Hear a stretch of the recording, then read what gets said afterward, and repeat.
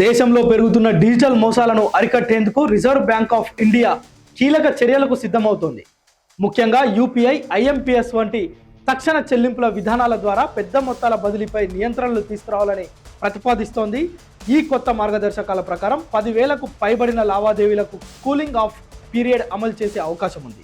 ఈ ప్రతిపాదన ప్రకారం 10,000 కంటే ఎక్కువ మొత్తాన్ని పంపినప్పుడు ఆ డబ్బు గ్రహీత ఖాతాలోకి చేరడానికి 1 గంట వరకు ఆలస్యం కావచ్చు.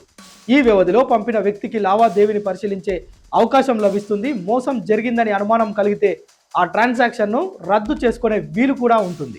ఆర్బీఐ అంచనాల ప్రకారం 2026 నాటికి దేశంలో ఆన్లైన్ మోసాల మొత్తం విలువ 22,000 కోట్లకు దాటే అవకాశం ఉంది. ముఖ్యంగా సోషల్ ఇంజనీరింగ్ ద్వారా జరిగే మోసాలు పెరుగుతున్నాయని బ్యాంకు గుర్తించింది. మోసగాళ్లు బాధితులను బెదిరించడం లేదా నచ్చజెప్పడం ద్వారా వెంటనే డబ్బు పంపేలా ఒత్తిడి తెస్తున్నారు. ఈ నేపథ్యంలో 1 గంట గడువు ఇవ్వడం వల్ల వినియోగదారులకు ఆలోచించేందుకు సమయం దొరుకుతోందని భావిస్తున్నారు. అయితే ఈ నియమం అందరికీ వర్తించదు. వినియోగదారులు తమకు నమ్మకమైన వ్యక్తులను వైట్ లిస్ట్ చేసుకుంటే వారికి డబ్బు పంపేటప్పుడు ఎలాంటి ఆలస్యం ఉండదు. అలాగే వ్యాపార చెల్లింపులు, ఈ మాండేట్లు, చెక్కులు, ఎన్ఏసిహెచ్ లావాదేవీలు ఈ నియామకానికి మినహాయింపుగా ఉంటాయి. ఇంకా 70 ఏళ్లు పైబడిన వారు 50,000 కంటే ఎక్కువ మొత్తాన్ని బదిలీ చేయాలంటే విశ్వసనీయ వ్యక్తి అనుమతి తప్పనిసరి చేయాలని ప్రతిపాదించారు. అలాగే వ్యక్తిగత చిన్న వ్యాపార ఖాతాలలో 25 లక్షలు దాటిన డిపాజిట్లకు అదనపు ధృవీకరణ అవసరం ఉంటుంది.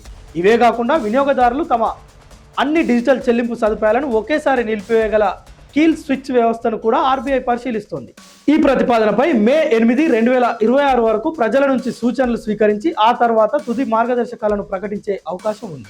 సైబర్ నేరాలు ఎక్కువగా వయసు మళ్లిన వారు, దివ్యాంగులు ఉండడంతో ఈ అదనపు భద్రతా వ్యవస్థలను తీసుకురావాలని ఆలోచిస్తున్నారు. యూపీఐతో పాటు ఇతర ఆన్లైన్ ట్రాన్సాక్షన్ల విషయంలో కీలక మార్పులు చేసేందుకు సిద్ధమైంది. పొరపాటున లేదా మోసపూరితంగా డబ్బులు ఇతరుల ఖాతాలోకి బదిలీ అయినట్లు గుర్తిస్తే వెనక్కు తీసుకునేందుకు అవకాశం లభించనుంది. ఇది మంచి నిర్ణయం అంటున్నారు పబ్లిక్ కూడా.